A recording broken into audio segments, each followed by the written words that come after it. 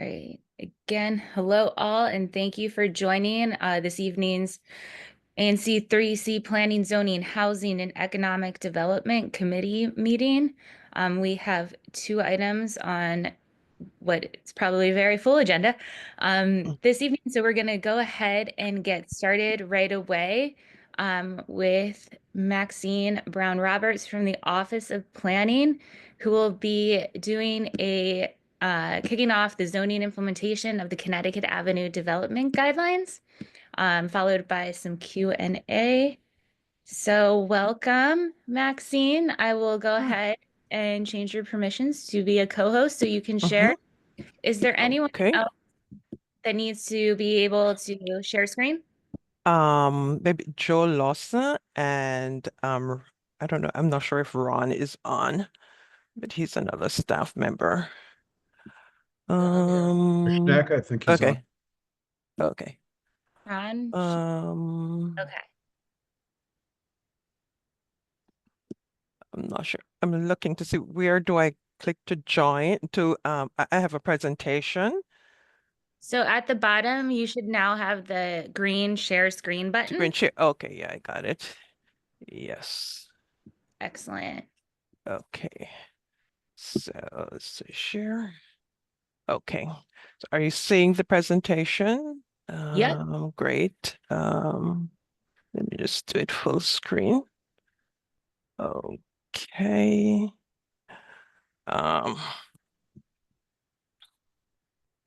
okay, let me get back to page 1. Okay. Well, thanks for having us this evening. Again, I'm Maxine Brown Roberts from the Office of Planning, and we're in the Development Review section at the Office of Planning, and I am joined by Joe Lawson and Ron Barron, and we're all working on this project. The objective tonight is it's going to be pretty fast, but we will include the review of the zoning amendment process, understanding the goals and recommendations of the Connecticut Avenue guidelines, do a really broad outline of the timeline for the for the process, and then we'll be open to any questions and concerns from the community. Maxine, real Uh-huh. quick, Mm-hmm. you're in presenter mode, so we're seeing like the notes page too of the Oh, presentation, um, and like your okay. next slide. Let's see, how do I get uh let's see if I move this. Hmm. Might have to back out of it. Pardon me. Is it nope. That nope. Screen sharing, stop share, no. I am not sure.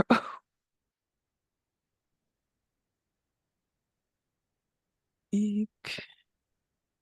Does it Um, matter? well, it would Let just me be see. we're a little bit bigger, Oh, but it's fine. You can carry on. okay. Sorry. All right. Sorry about that. Um,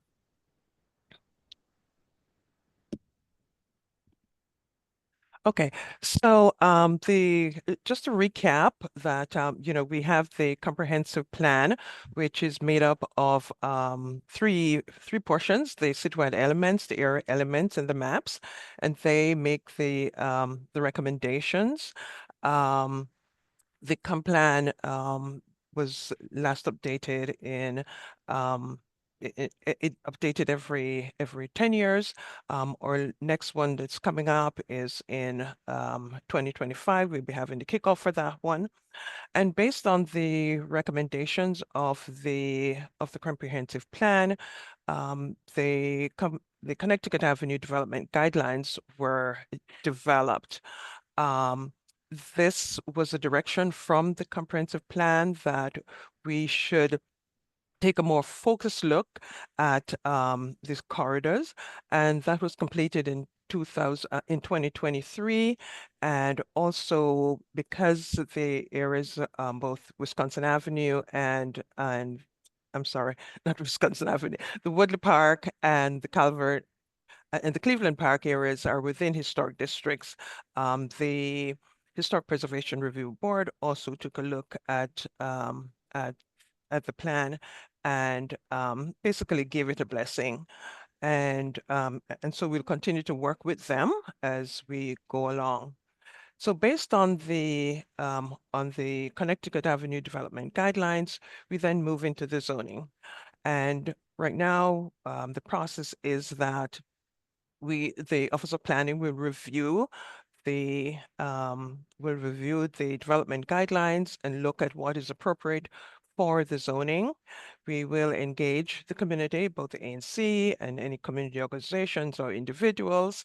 And based on that, we will send our new zoning proposal to the Zoning Commission for a set down. The NC will be notified prior to us sending that document over to the Zoning Commission. If the proposal is set down by the Zoning Commission, then the next step would be the Zoning Commission public hearings, and the Zoning Commission will make the decisions and then the order issued. And we look at that some more in the timeline. So the comprehensive plan is made up of the two maps, a generalized policy map, and the area outlined in red is recommended for areas that need further analysis. So we would look in more detail. The plan recommends that we look in more details at these neighborhoods.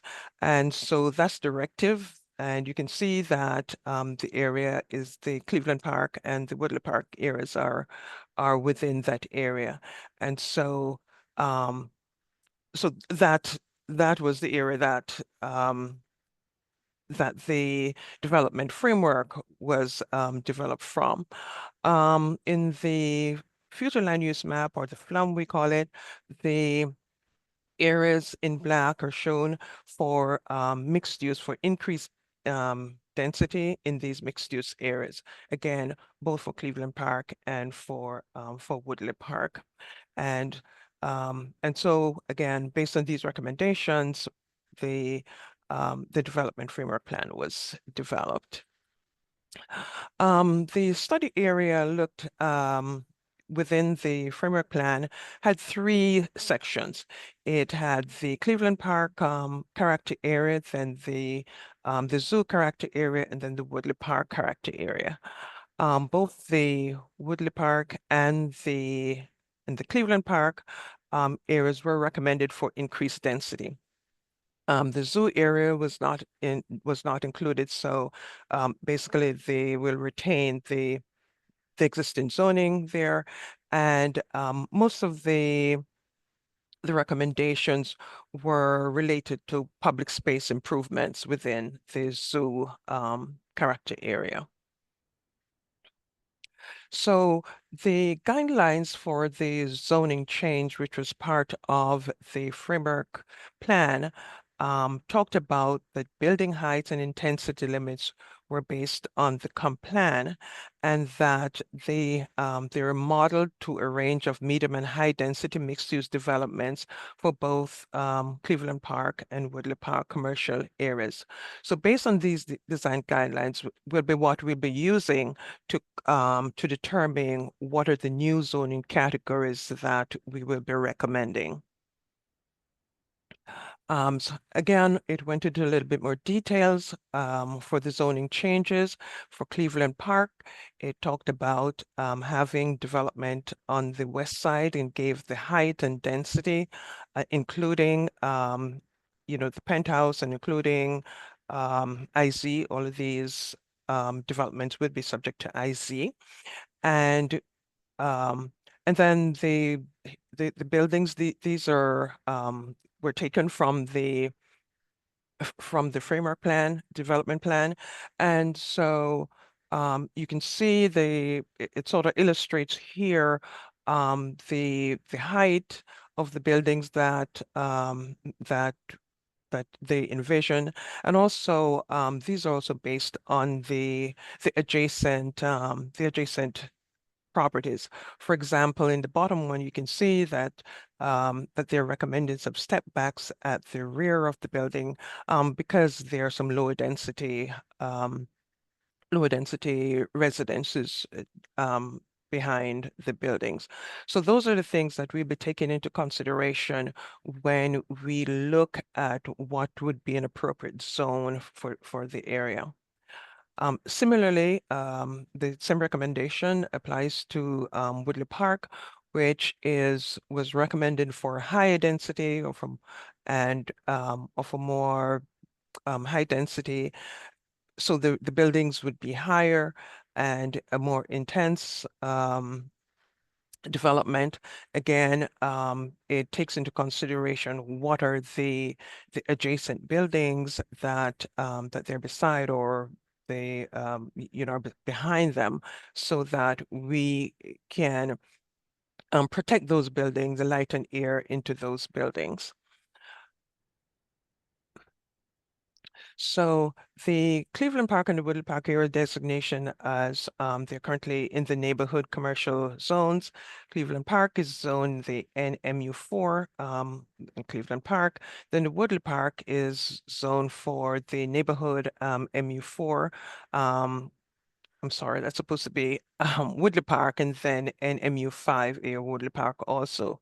So the amended text and map would reflect a consideration for the development guidelines to have a higher density for both of these areas.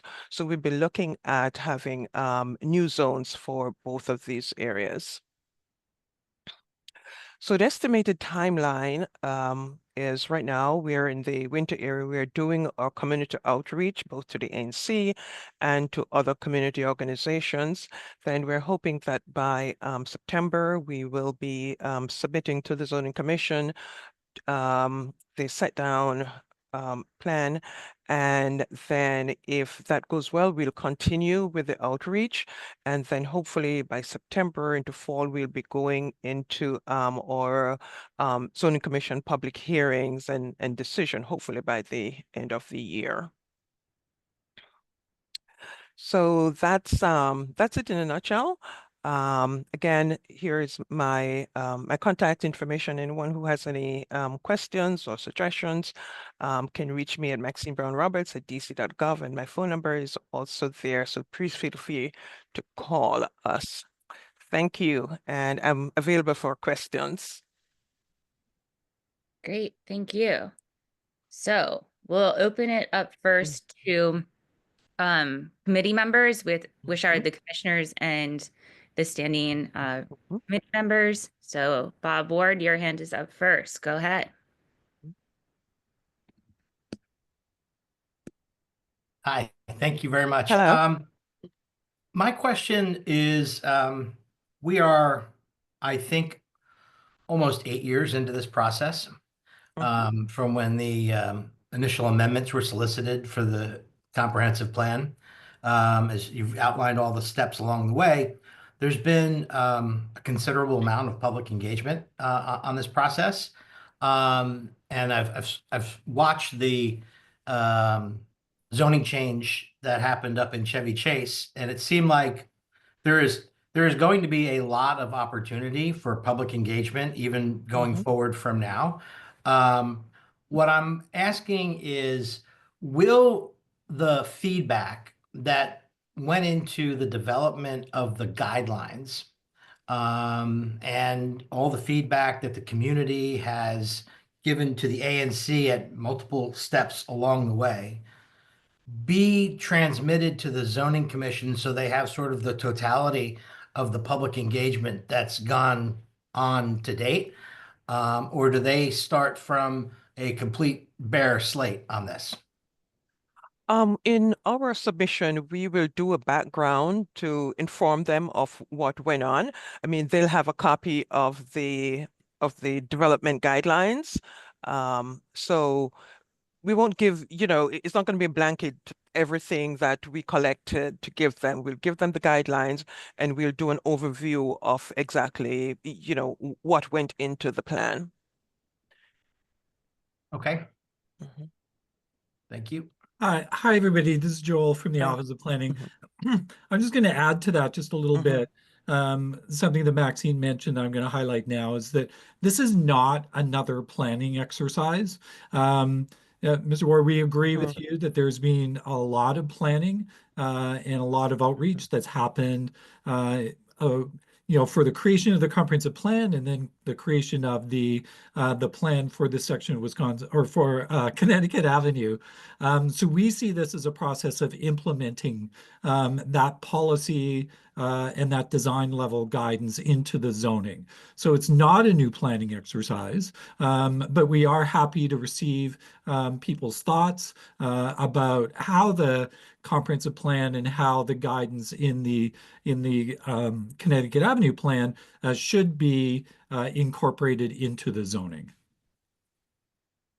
Thank you. And just Mhm. quick follow-up, this will be a rulemaking case like the Chevy Chase plan Yes. was, because you guys are introducing Yes. it. That's correct. Yes. Thank you. That's what the zoning Mhm. regulations establish that this should be reviewed as. So that's how we'll be filing it. Also, thank you for that clarification, and Mhm. also to kind of piggyback on those two things. There is no project on the boards. This is purely changing the text in the zoning regs, correct? Mhm. That's correct. Okay, Yes. so we're not, those schemes are just what they are, schemes. They are not an actual project. Right, no, they're not. They were taken from the development guidelines. They're just illustrations. Okay, and then the other question that I just want clarified for everyone is that these changes are only to, they're not going to be changes to existing single family home zones, Mhm. right? These are just concentrated on the corridor where it's not single family home zoned. That's correct. Yes. Okay, so just want to point that out for everyone. Mhm. Rick. Thanks very much. First, Ms. Brown Roberts and Mr. Lawson, Mhm. good to see you again, and thanks for your presentation. I have a question. Could you be maybe a little more specific on your current thinking on the zone that you're going to be proposing? And as you are finalizing your proposal, can you maybe share what other localities or neighborhoods in the city you're looking at for a zone that probably by analogy or example comes closest to what you're trying to do in Cleveland Park under the Hmm. zoning guidelines? We are going to be looking at the neighborhood, some of the other neighborhood commercial zones, um, which will allow, say, medium density and high density, because that's what the plan recommends. So we'll be looking at, there are a number of zones that allow medium density development and high density. So those, we haven't narrowed them down to any particular ones as yet. We're still looking at them.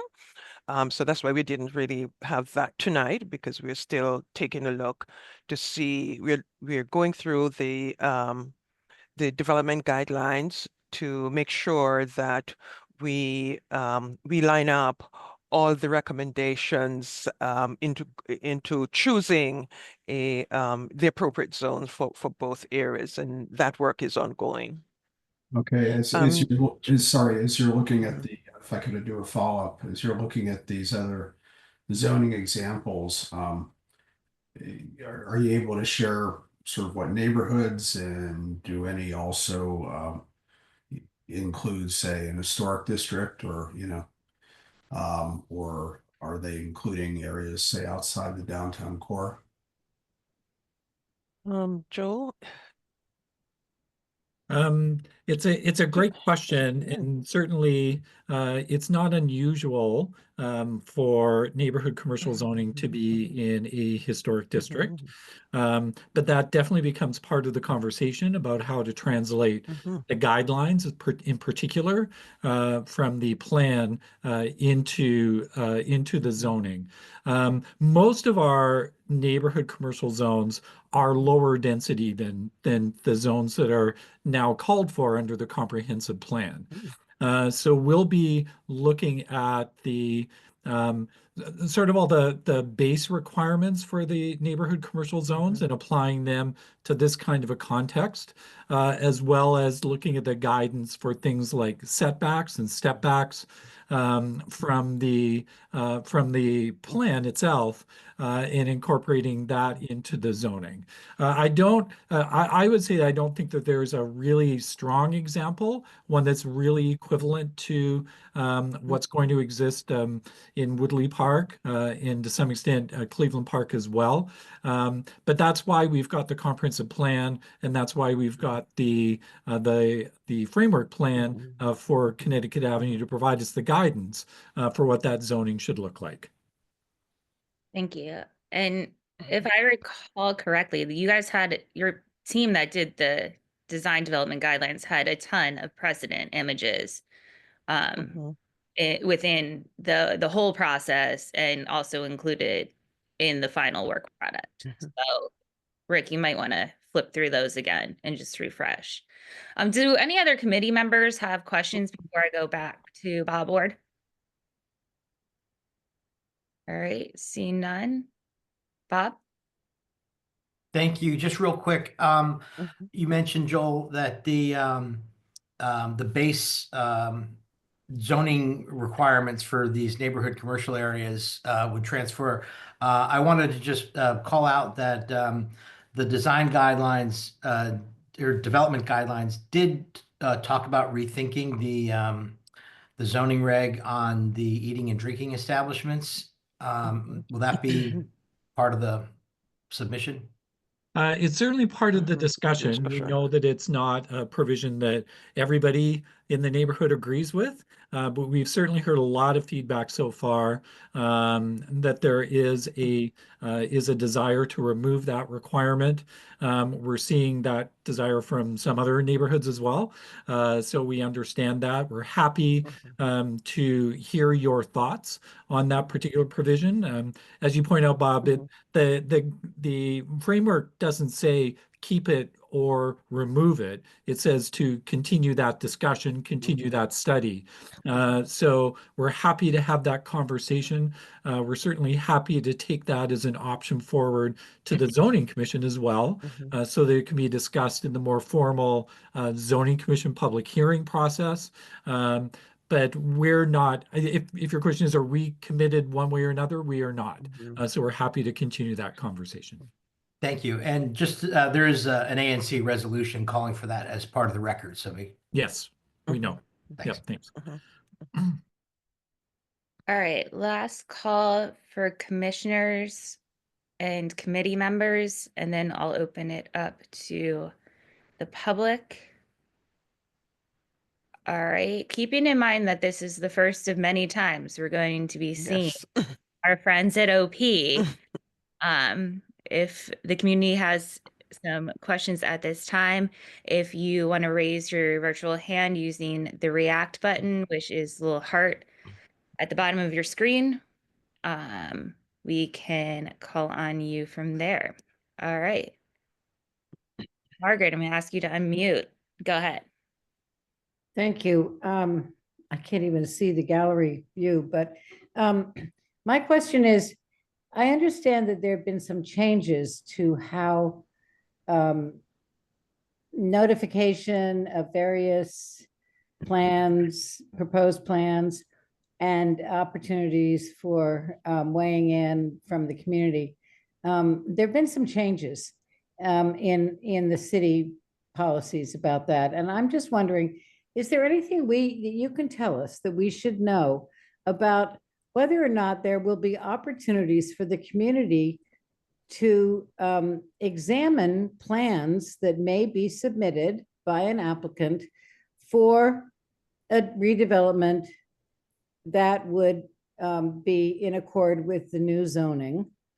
So that, is it just something, once the zoning is approved, then is it just matter of right with no say by the community? Well, certainly that's the case right now, as it is in most of the city. Development that's by right to the zoning does not require a neighborhood review. In this case, you are in a historic district. Both areas are within historic districts, so any significant development would require review through the Historic Preservation Review Board at a very minimum. And certainly any project that requests relief from any aspect of the zoning would also require a public process, most likely through the Board of Zoning Adjustment. But the intent is that the zoning will be consistent with comprehensive plan policy direction, which means that there will be a by right option, as there is on every property, most properties in the district, a by right option for somebody to move forward with development consistent with the regulations. Thank you. Thank Great. you. Thank you. Anyone else in the community? And everything would be subject to IZ plus, correct? That's correct.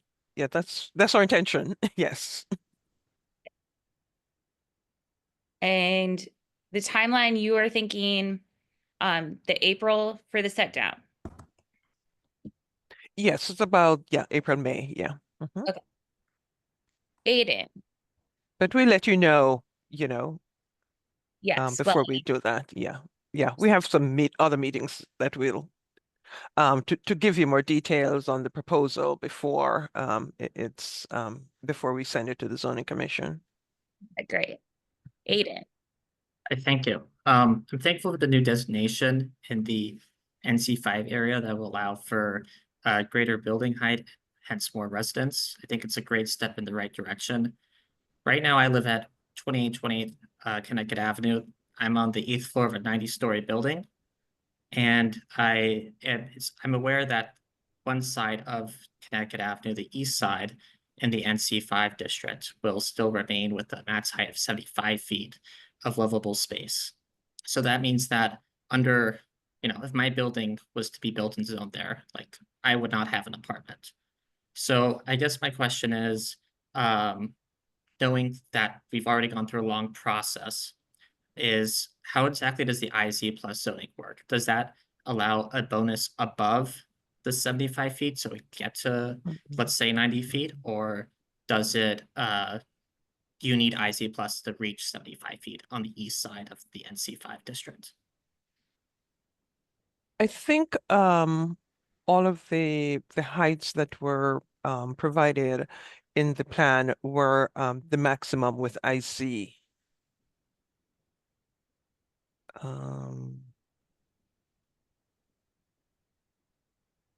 But I'd have to double check on that.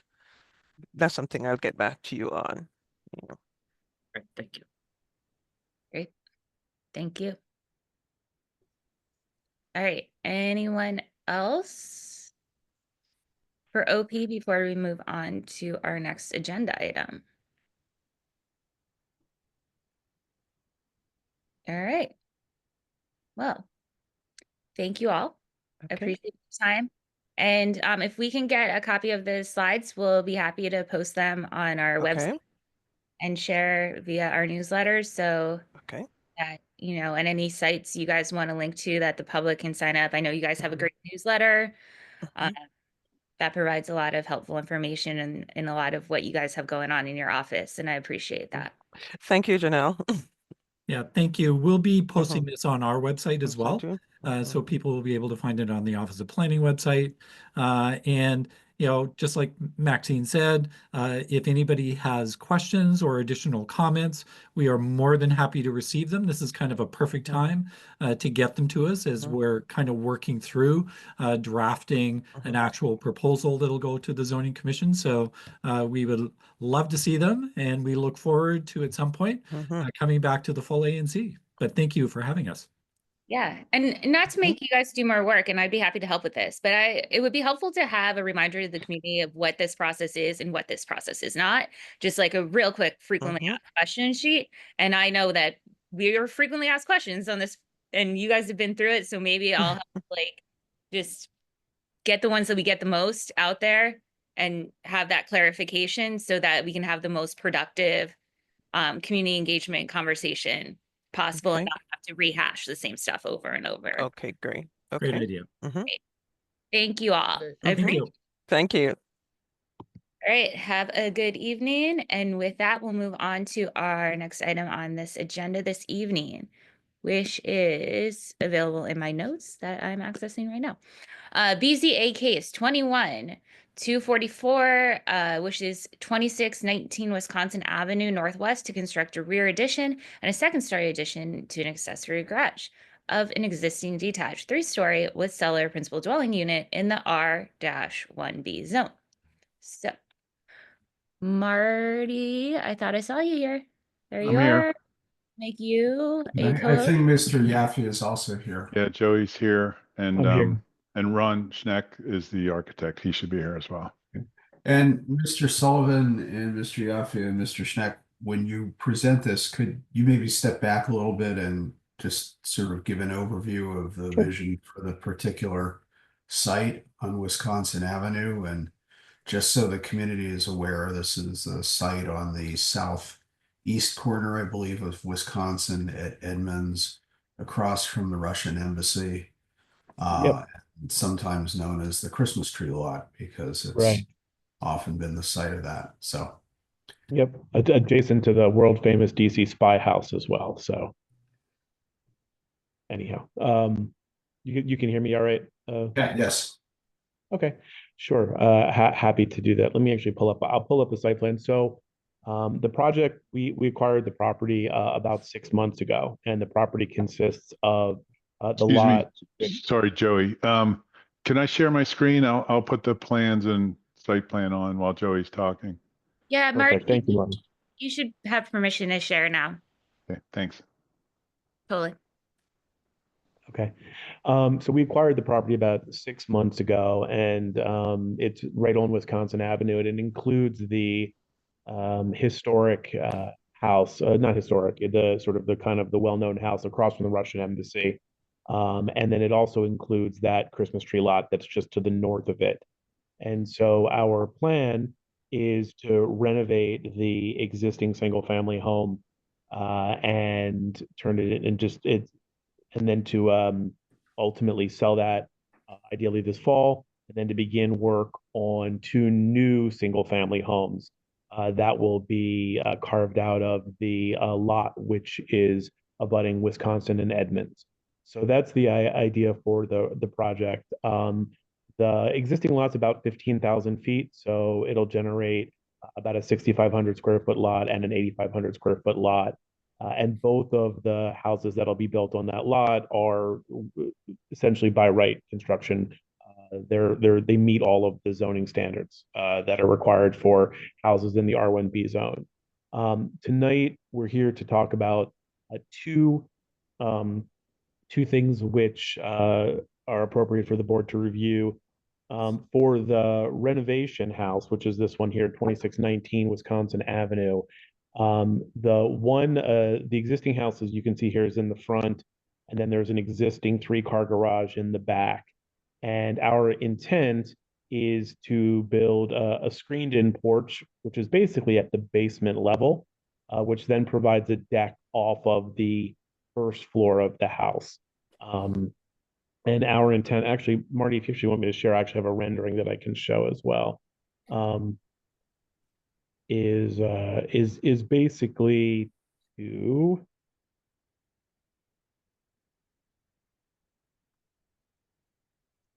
can people see that picture? Sure can. Yeah, okay. So this is, if you look on the right side of the building, that is the existing house, sort of in its existing location as it appears. And then the left side is the existing bottom of the garage with an ADU added above it. And so we've already received a permit to do the work on the existing house, and that work, the demolition has begun. That work is already underway. But we are filing for a subsequent permit pending BZA approval beforehand to build the porch and the ADU. Marty can probably talk about the specifics of it, but you see that we have the house connected to the ADU with this deck, and it is the connection that creates the need for the BZA relief. And then in the context of doing the BZA relief, we've also asked for relief on a couple of other small technical points. One of them is that this ADU is matching the footprint of the existing garage below, and that garage is slightly larger than the size that's permitted by right for the ADU. So we're asking for a small relief to have a little bit of extra space for the ADU. And then the last piece is that the addition of this porch creates some additional lot occupancy, and we're asking for some release to allow for that porch to be built without expanding the lot. So that's the first part of what we wanted to talk to the committee about this evening. And then the other item, which we can talk about after the BZA piece, refers to a pending DDOT public space committee meeting to request a curb cut for one of the two houses that will front Edmonds. The other house will abut an alley, and we will provide off-street parking from the alley. But for the house that will be on the corner of Edmonds and Wisconsin, plan is to provide off-street garage parking. And in order to do that, we need a curb cut off of Edmonds. And we'll present a site plan after we talk about this. But those are the points that we wanted to discuss with the community tonight.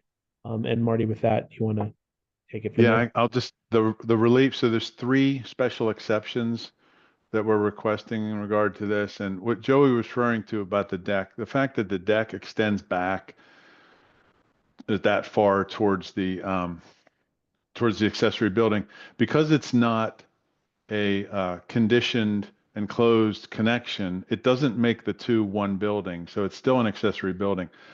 But the required rear yard essentially starts, or effectively starts, at the end of the deck. That means that the accessory building is in the required rear yard, which is not permitted. The required rear yard is the first 25 feet from the back of the deck back. So we meet the rear yard requirement for the lot, but we have an accessory building in the required rear yard. This is, by the way, a provision that OP has just proposed to get rid of. So in about 6 months, it won't be a requirement anymore. The other thing is that there's a max building area or lot occupancy footprint of 450 square feet for the accessory building. And we're proposing 578 square feet. That's a special exception. And the third one is, as Joey mentioned, the total lot occupancy is 45%. The matter of right's 40. So those are the 3 areas.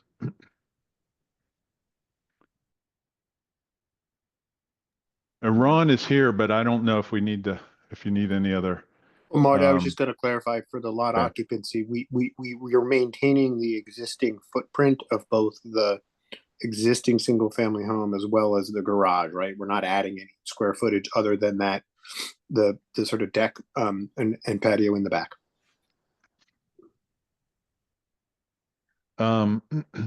If you say so. I had it a little bit different in the applicant statement, but you Okay. would know. So I might have I just Yeah. said, I have it as 549 going to 578, but Okay.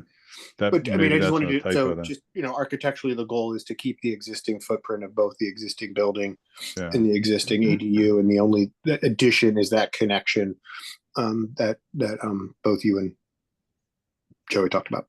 So you're not expanding the footprint of the garage, but you would make the second story, the ADU, Right, correct. the same size as the underlying garage structure. Right. And then I don't see the site plan slide, so maybe you can just speak to it. Looking at this, what is the side setback of the connecting structure? It looks like a screen porch with the deck. What is the distance to the southern side property line? I'll check that. It's Joey, is it I five think it's feet 5. or No, I think it's more than 5 feet. it's Go to the plat. I think it may be, oh yeah, I'm gonna pull the plat here. it's probably 8. I think it's 8.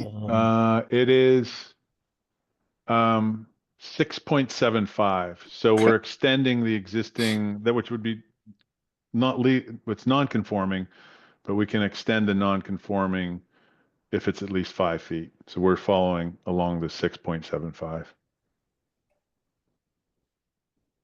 Okay, and the last question, when the connector is built, it's envisioned to be a screen porch, and because it's not physically connected beyond that, it reads as 2 separate buildings. Um, under Correct. under the Office of Planning change, or the upcoming change, would you be able to solidify or glass in the lower porch at some future date if you chose after this is built?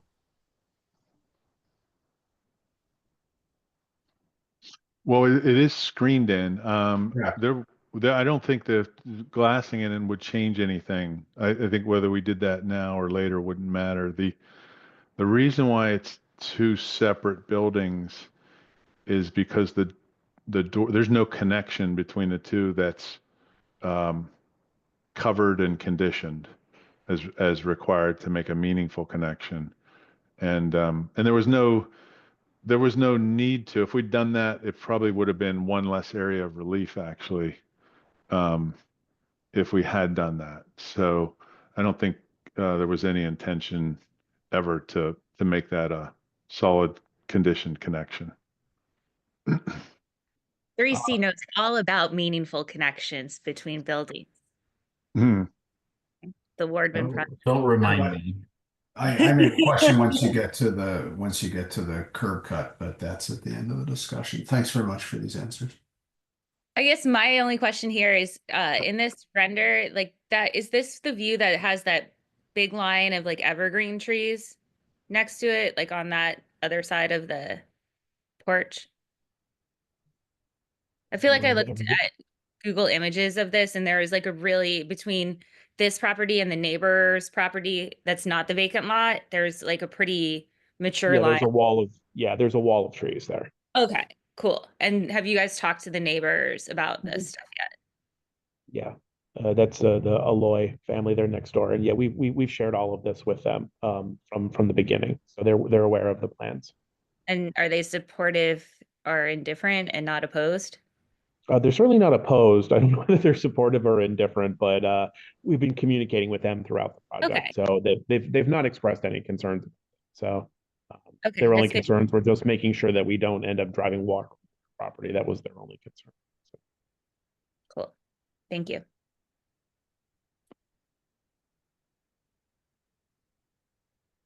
Rick, did you want them to continue on to the curb cut part, or should we do committee and community questions? Why don't we see if there are any questions on this, because the BZA piece is before us, and then we'll get to the other, if that's okay. Great. So does anyone from the committee, commissioners, or community wish to ask question or comment on this? You can use the little raise hand react button at the bottom there. It's the heart to raise your hand. I'm not seeing anyone, so. Bob has his hand raised. Okay, Bob? Yeah, I'm just trying to orient myself. This is the same property that was going to be the Ward 3 family shelter and then a memory care facility. Is that correct? That's correct. Okay, thanks.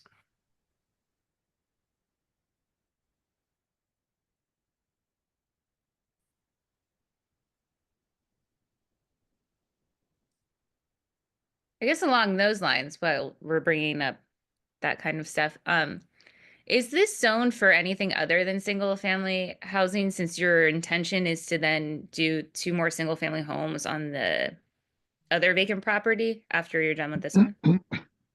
No, it's only zoned for single family. Gotcha. And that's why I was called about this property like once every 6 months for a couple of years. And everybody was asking, can I do condos or can I do 4 houses on the 3 lots? And then And then finally Joey came in and is doing the matter of right that was permitted. Okay.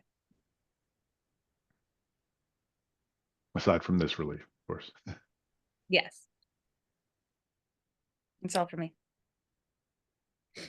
If there are no more questions from the committee or the community going once, then we'll ask Mr. Sullivan or Mr. Yaffe to speak to the public space issue, namely the construction of a curb cut for one of the two house lots. And again, I think this is necessitated by the fact that these lots are going to have a north-south orientation rather than an east-west orientation. So in other words, only one of the lots is accessible from the rear alley.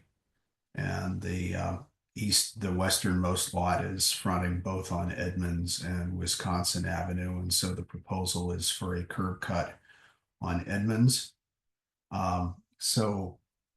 Okay. And okay, Mr. Yaffe, will you be sort of walking us through it, or? Absolutely, sure. Okay. So this is the corner lot. As you mentioned, this is Edmonds right here, and this is Wisconsin Avenue over here. And this is the full Christmas tree lot you're familiar with. It's important to note that this property has a building restriction line, a 15-foot building restriction line, both fronting Wisconsin and fronting Edmonds.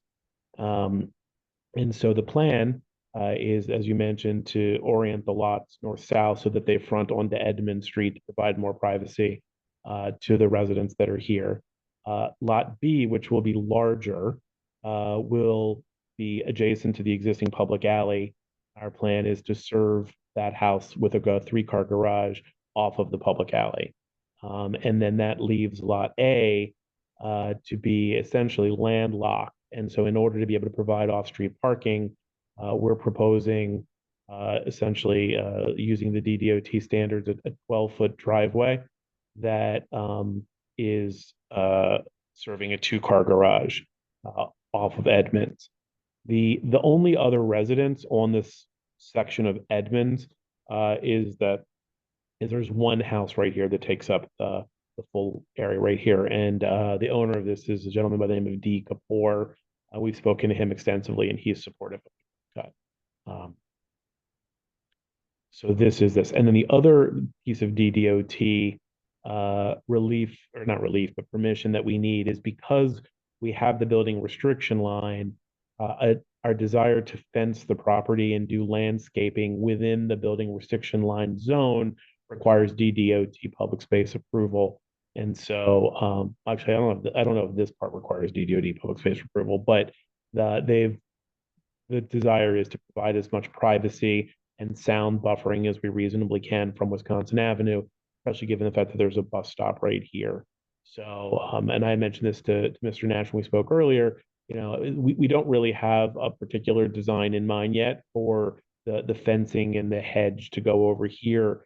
So if there is a kind of a community preference, if there's a style or something that's appropriate, we're certainly more than happy to take that into consideration in order to design something that sort of fits with this neighborhood.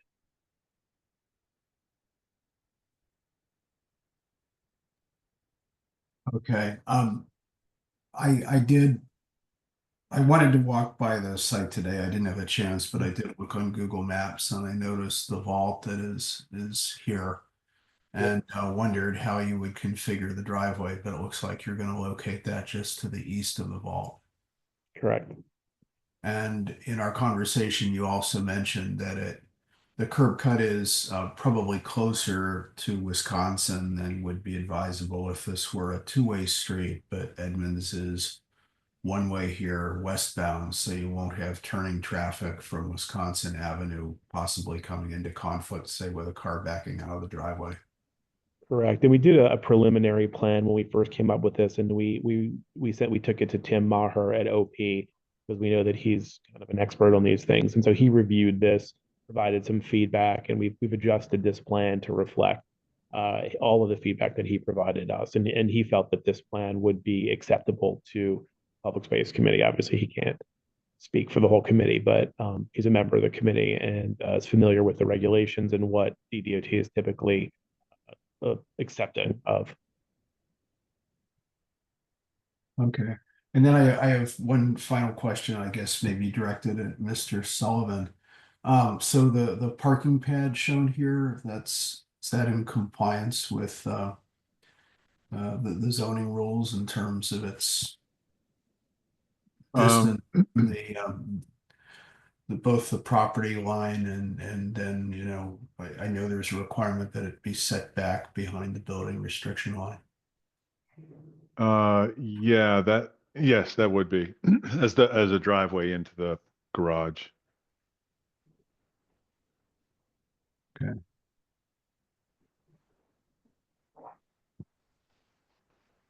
All right, I don't have more questions right now. Does anybody else from the committee? How big is the sidewalk on the Wisconsin Avenue side by that bus stop between where you want to put a wall of something and like where, like, can two wheelchairs pass in that? It looks like it's 3.5 feet tops before I it don't know. fall into a tree box. I don't know what the sidewalk is, but the fence is just a property line fence. So it's the existing. In other words, we would not be making any changes at all to the existing sidewalk, and it was just a 42-inch fence. We're limited because it's within the building restriction line. We're limited to a 42-inch fence.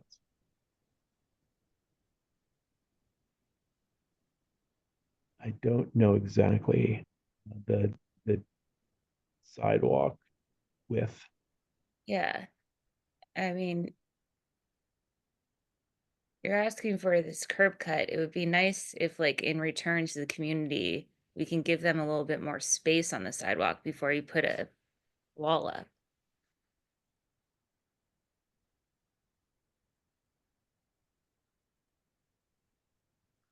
But I'll leave it up to Rick. Well, and as we talked about, it would be good to have a buffer for some landscaping as well. As you said, you're going to be looking for feedback for the community on that point.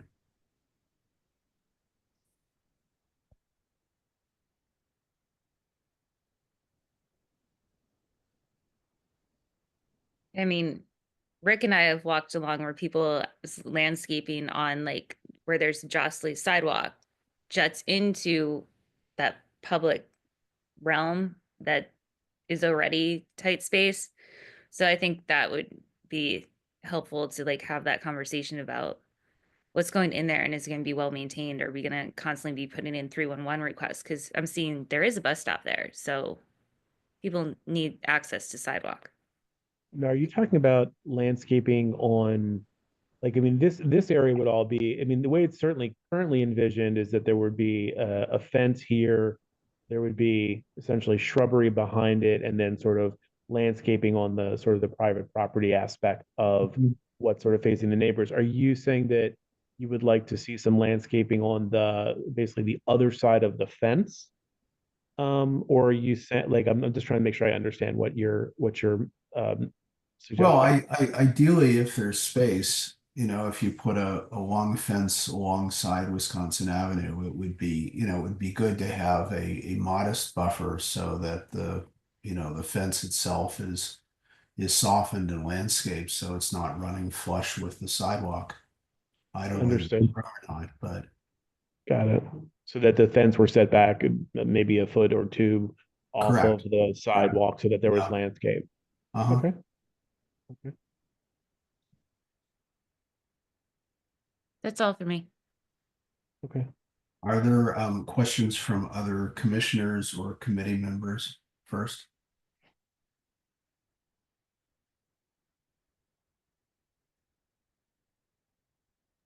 Okay, and from the community?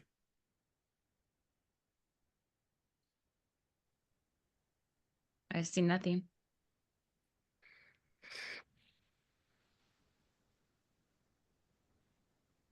You Okay. want to go with next steps, Rick? Well, next steps will be, you know, I will be writing a resolution on the on the relief sought, the BZ application, the exception, and that will be presented at the upcoming ANC meeting. Just, Mr. Yaffe, I think we spoke, but just, confirm again that the property owner across the street has no issue with the curb cut and, go back, and it would be good to see, maybe a revised sketch of this, and, if it can include a buffer, Yeah, we and could do that. also respond to any, other questions here, then we would, probably make this also part of the ANC resolution. Sure, and I can get a letter from Mr. Kapoor in advance of Okay. the ANC meeting, so I'll have that in hand. And I Okay. mean, yeah, And again, you've received feedback from Public Space and DDOT that they're otherwise fine with this configuration. yeah, Okay. All right, thanks. Well, I don't have further questions. okay, great. Thank you. And our next meeting is actually Tuesday, February 18th is the full Okay. ANC meeting, since Monday is a holiday. Okay, thank you. Thank you. All right, in the brief 3 minutes we have left for this month's committee meeting, does anyone have any other business they would like to bring up now and or to discuss at future meetings?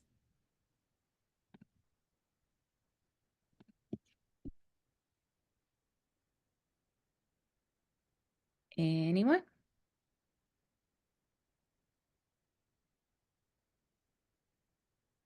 All right. Well, we're probably going to be fairly busy in this committee with the Office of Planning's initiative with the Zoning Commission.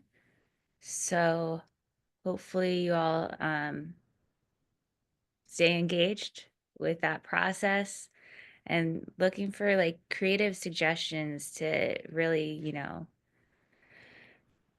make sure people are aware of what's going on here, because this is the last step in what's been a very long process, and I know how hard it is for folks to stay engaged for this long of a period of time.